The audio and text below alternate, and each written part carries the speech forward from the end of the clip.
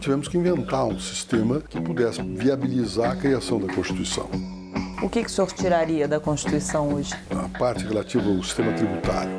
O que tem que ficar na Constituição? Os direitos e garantias individuais ficam os desenhos dos poderes.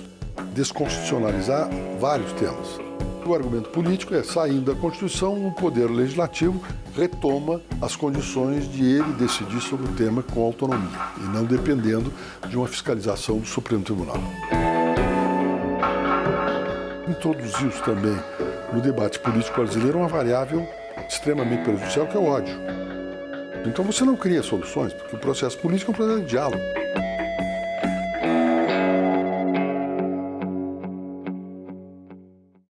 Ministro, muito obrigada por nos receber aqui no seu escritório em São Paulo. E o senhor entrou na vida política a partir da Assembleia Nacional Constituinte.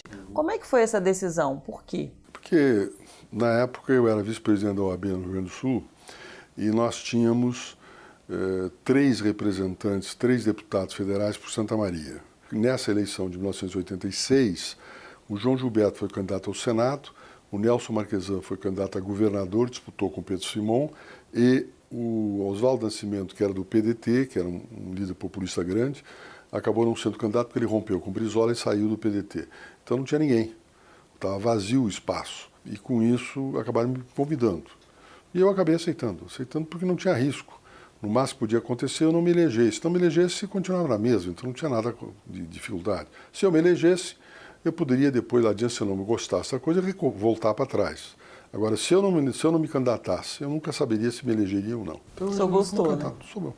E acabou mudando o ritmo de vida. O senhor gostou, né? Porque o senhor ficou mais um tempo. Entrei numa vida nova e tal, aí começou outra coisa.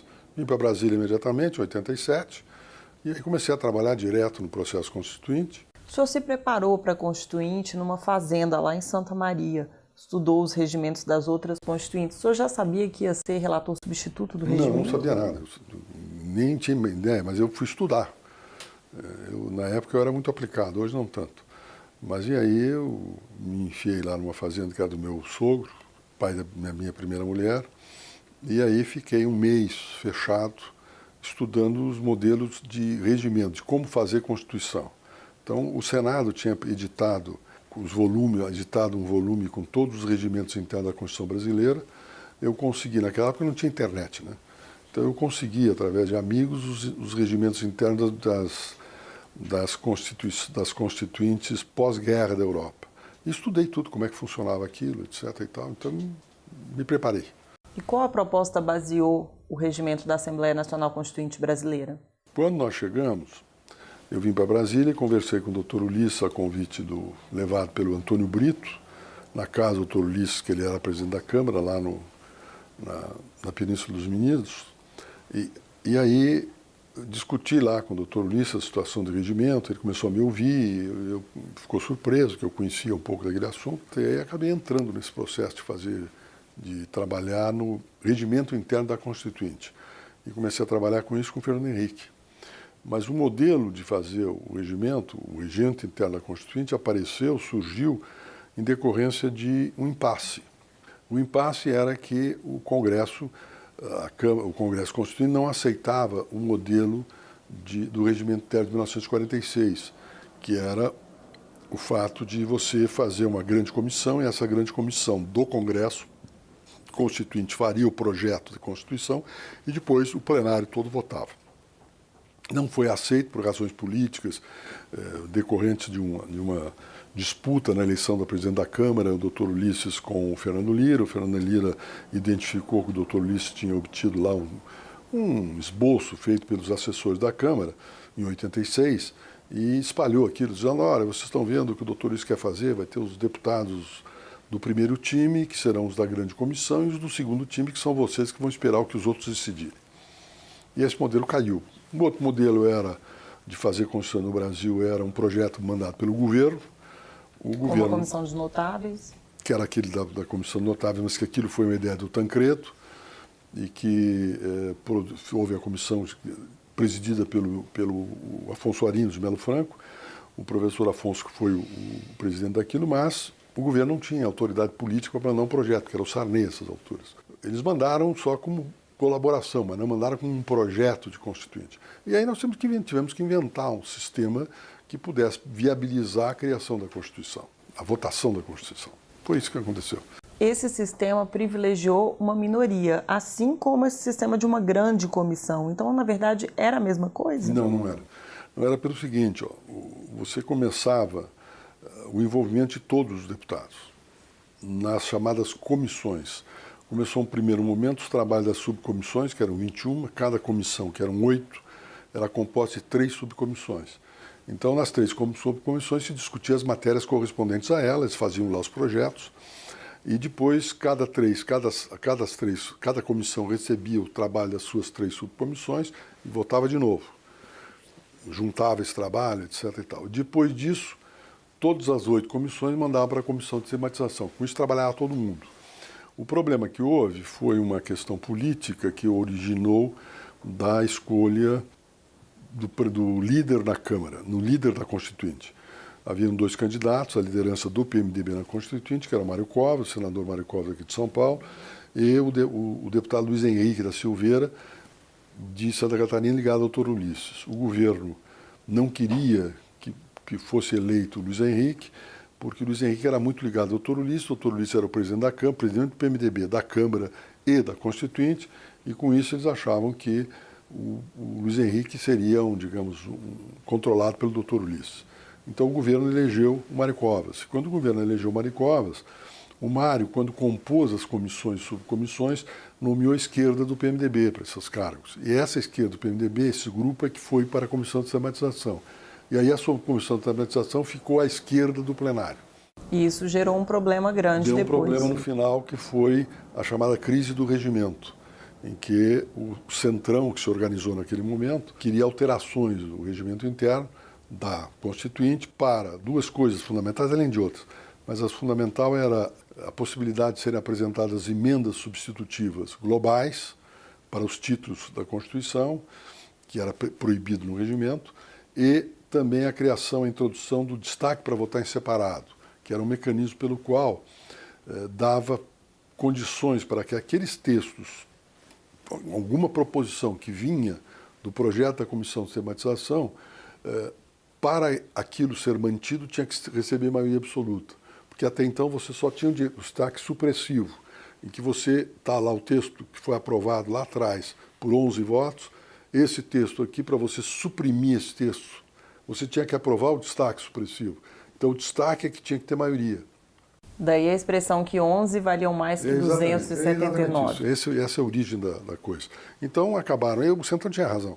Acabaram, nós examinamos lá, na época, o Mário Covas e o partido examinou que não havia condições de conflito, porque o Centrão tinha maioria, o Centrão tinha vários deputados e senadores do Centrão que eram do PMDB e eram liderados pelo Mário Covas, mas estavam em dissidência. E com isso se alterou o regimento e começou tudo de novo, porque o Centrão apresentou 8 emendas substitutivas. E aí mas essa solução foi dada pelo senhor? Não, eu dei outra solução mais adiante, mas eu participava desse processo. O que foi dado ali foi o entendimento de que o Centrão queria era o destaque para votar em separado, que era a exigência, era um mecanismo que existia no regimento interno do Senado, mas não tinha no da Câmara. Acabou se aprovando isso. Eu tive uma participação, criei um negócio, não foi nisso. Foi quando, na votação no plenário, já no plenário da Constituinte, quando você criava um impasse. O impasse era caracterizado da seguinte forma: o texto do Centrão que foi destacado não fazia maioria. O texto do destaque da Comissão de Sistematização não fazia maioria.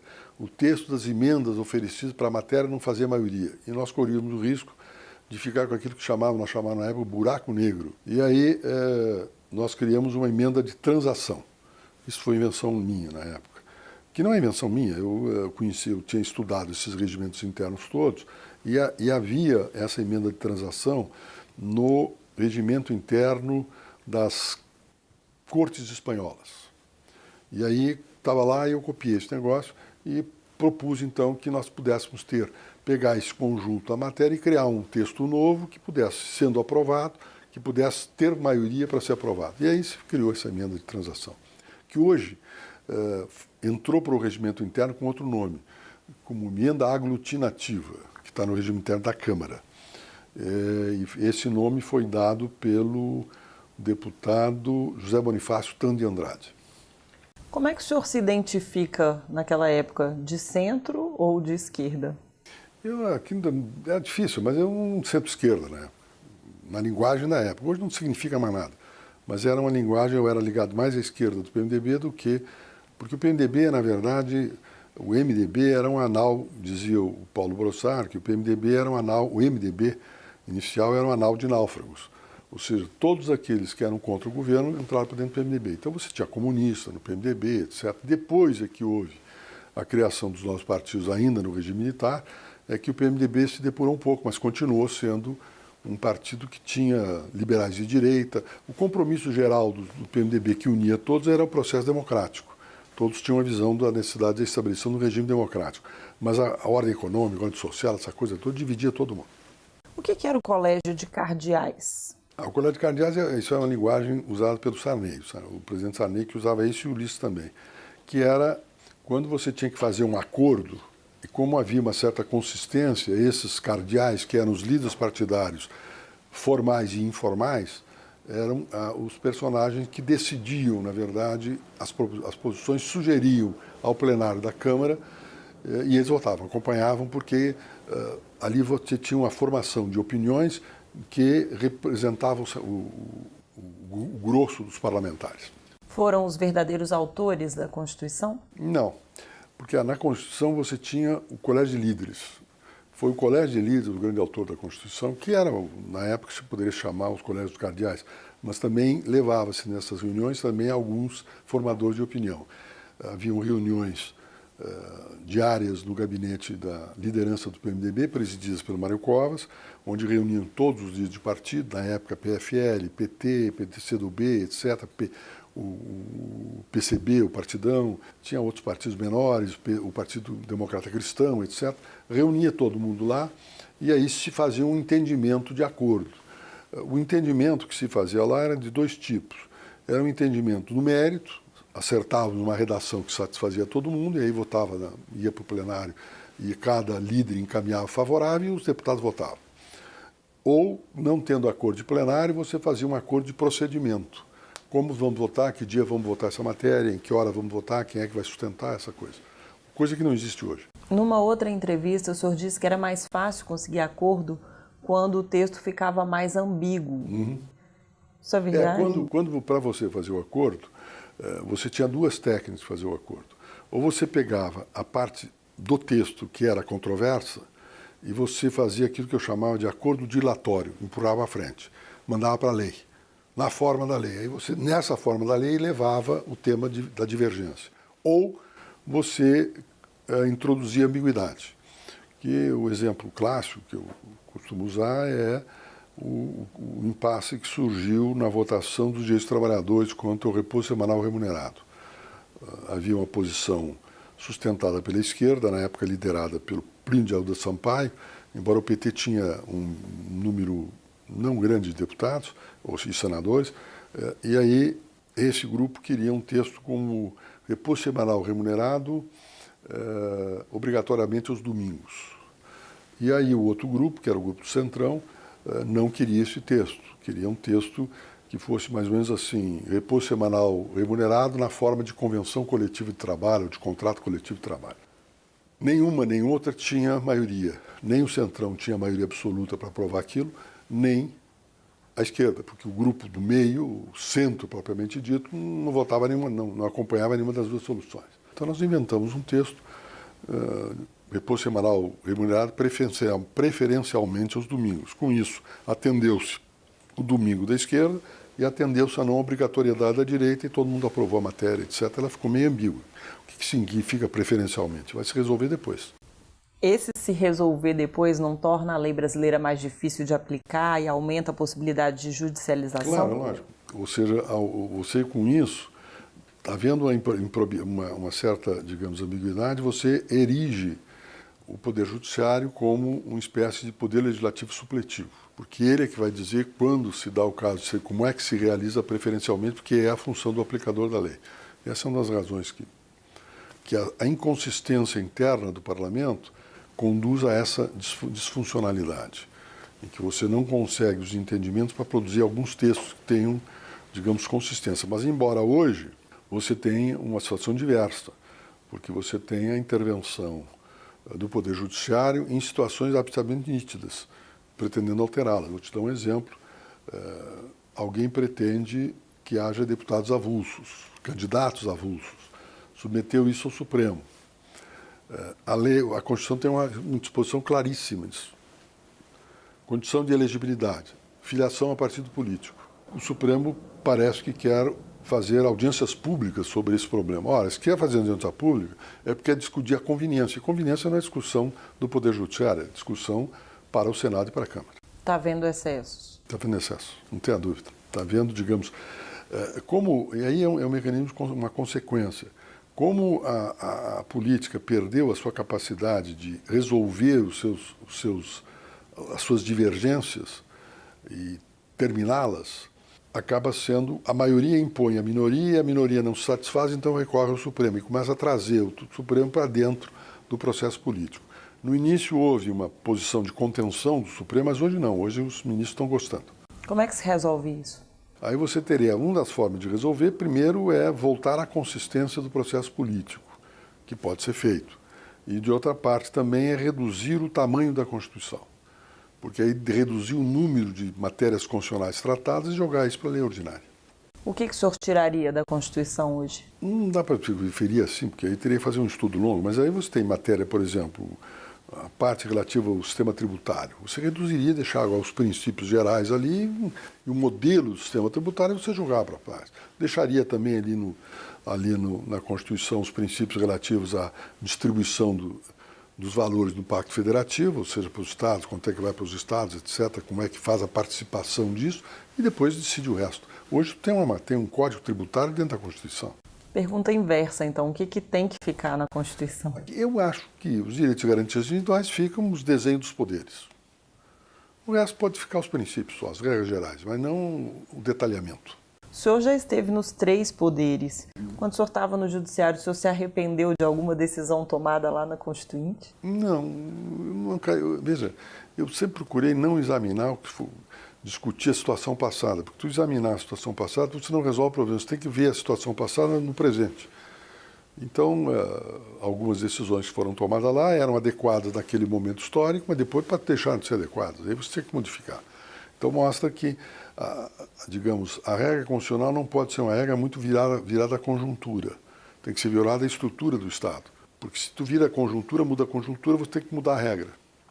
Ao passo que, se você ficar com texto constitucional exclusivamente estrutural, de temas estruturais do Estado, e, enfim, das relações federativas, dos direitos do homem e do cidadão, etc. e tal, do homem e da mulher, como diria o Fernando Henrique, então você teria a possibilidade de que as questões conjunturais fossem tratadas na legislação ordinária, que é mutável, e não na Constituição. Então é uma complicação, porque aí você tenta fazer um texto mexendo na conjuntura, mas esse texto, a teor do Poder Judiciário é contrário à Constituição, torna inconstitucional. Por exemplo, quando o Congresso criou a cláusula de barreira no processo eleitoral, quem declarou inconstitucional foi o Supremo. Um erro brutal, mas fez. Então não adianta. Por que fez? Porque resolveu interpretar lá dentro do texto da Constituição alguns princípios. Então você tem os técnicos, principalmente a assessoria do Senado e da Câmara, tem condições de fazer uma análise clara, porque tem competência para isso, e tem gente que entende disso, tem quadros muito, muito fortes lá, nessas duas assessorias, para fazer a identificação daquilo que criou o conflito e tira da Constituição. Pronto, aí desaparece o conflito. Isso seria uma reforma constitucional? Teria que ser uma emenda constitucional, ou várias emendas constitucionais, fazendo o seguinte, não submetendo o debate do que vai substituir. Um acordo político de que essa matéria nós botamos nas disposições transitórias, tiramos do texto permanente e botamos assim, dizendo assim, olha, esse texto vai continuar vigindo, em vigor, até o momento que for substituído por uma lei ordinária. E aí você transforma aquilo que era um texto, permanece em vigor, mas não mais como lei, como norma constitucional, mas como lei ordinária. Só isso. Ou essa seria aquela revisão constitucional que nunca foi feita? Poderia ser, mas na época não se pensava bem assim sobre esse problema de...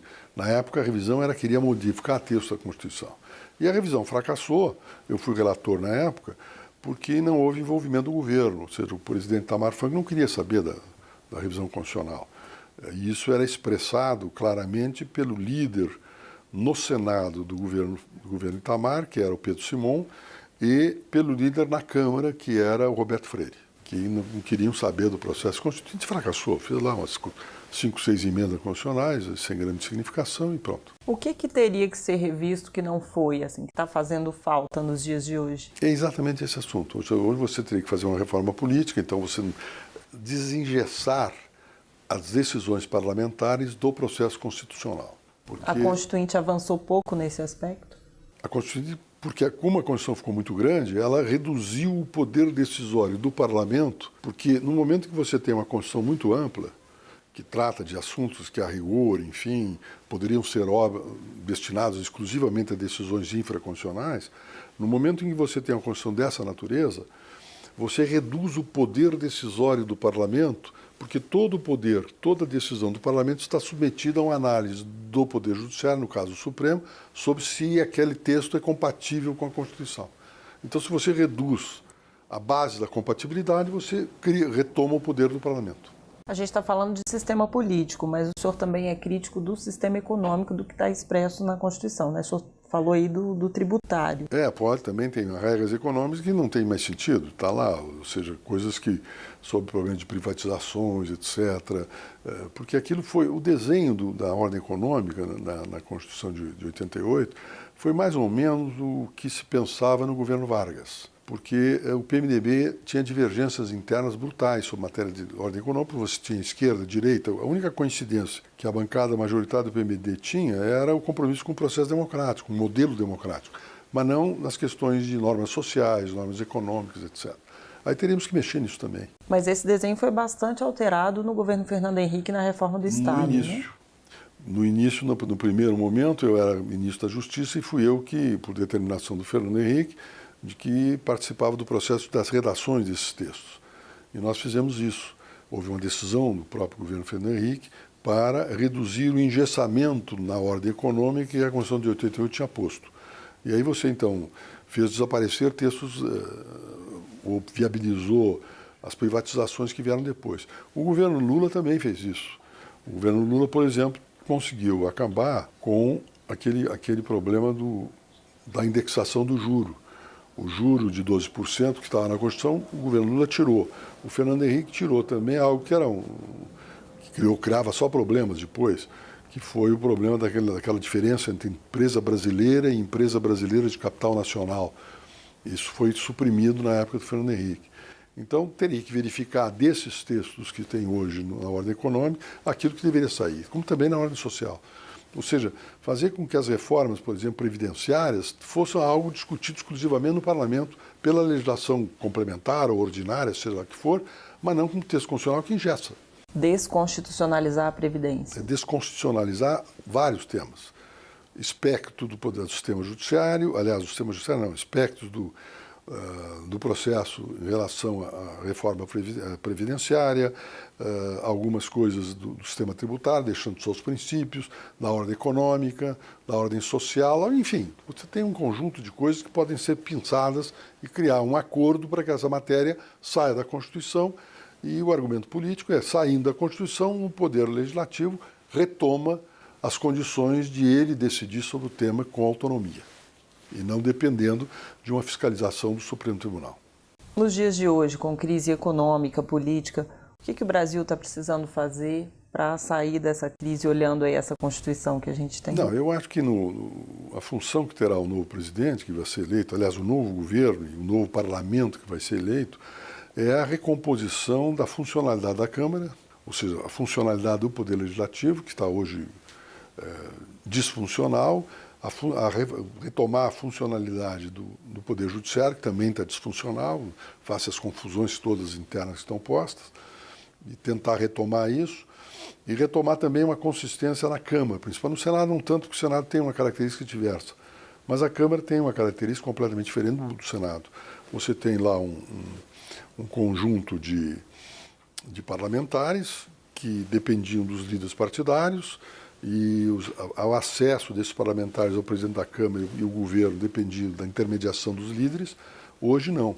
Então os líderes não têm mais importância, tanto é que você não sabe quem são os nomes dos líderes da Câmara hoje, salvo se você está trabalhando lá, é outra coisa. E você então perdeu um nível de controle do processo decisório.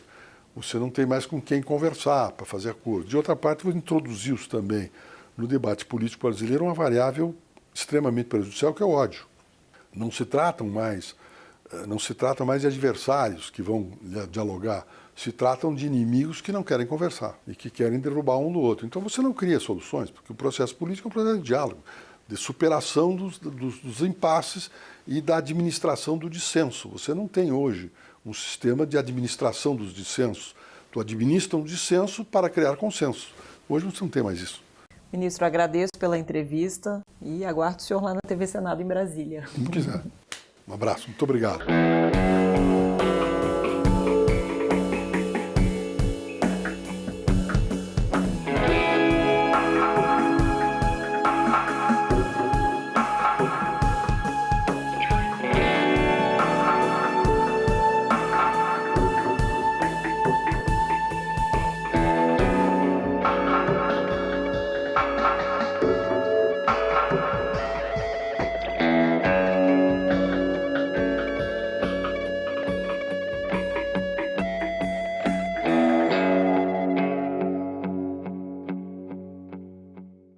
Não é à toa que quando tem crise o senhor é a solução, a primeira solução. Agora parou.